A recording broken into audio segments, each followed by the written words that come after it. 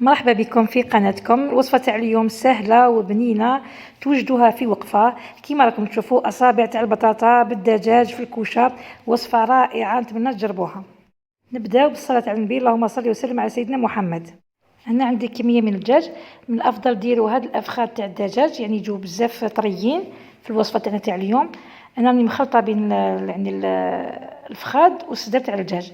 كيما شفتوني راني درت تقريبا ربع كاس تاع الزيت، راني دايره الملح، سكنجبير، كذلك الفلفل الأحمر والكركم، الفلفل الأسود، ملعقة كبيرة تاع موطارد، ملعقة إلى ملعقتين.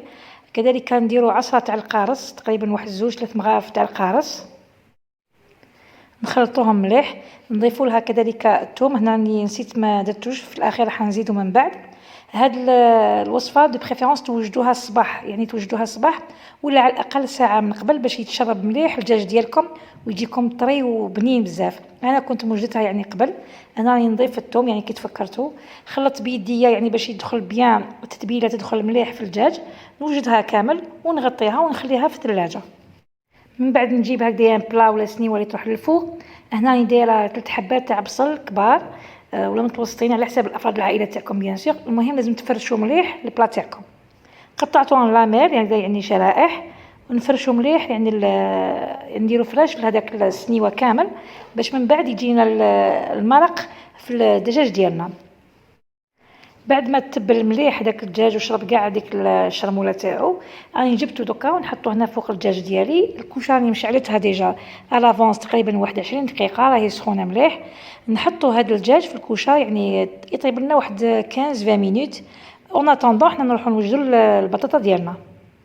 هذيك الخليط تاع الشرموله كامل نفرغوه هنا، ونزيد نروح نشلو يعني نشل البول ديالي بشويه ماء، تقريبا واحد 4 كاس هذاك تاع ماء، ونزيد نفرغ هذاك الماء، يعني تفرغوه هنا في السنيوه باش ما يروح لكمش يعني هذاك التوابل اللي درناهم. هنا راني جبت البطاطا. البنات ما مديت لكمش المقادير تاع البطاطا، بيسك كل واحد حسب افراد العائله ديالو ولا الضيوف تاعو. نفس التتبيله اللي درتها في الدجاج نديرها هنايا. قطعت البطاطا ديالي هكذايا بهذه الطريقه اللي راكم تشوفوا فيها اصابع، درت لها نفس التتبيله، فقط زدت معدنوس هنا، كذلك الزيت 4 كاس، فلفل اسود، كركم، فلفل احمر، السكنجبير والكركم. خلطهم مليح. هاد العمليه نقدروا نوجدوها هي كذلك من قبل، ونلقاو كل شيء واجد. مثلا الانسان يكون خارج يوجدهم كامل ويصيبهم من بعد واجدين، يدخل ديريكتومون للفوغ.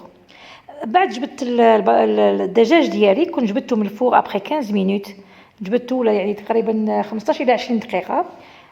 كنت وجدت البطاطا تاعي وستفتها كامل بالطريقه اللي راكم تشوفوا فيها هنايا. نستفها مليح يعني باش تكون المنظر تاعها شباب من بعد كي طيب.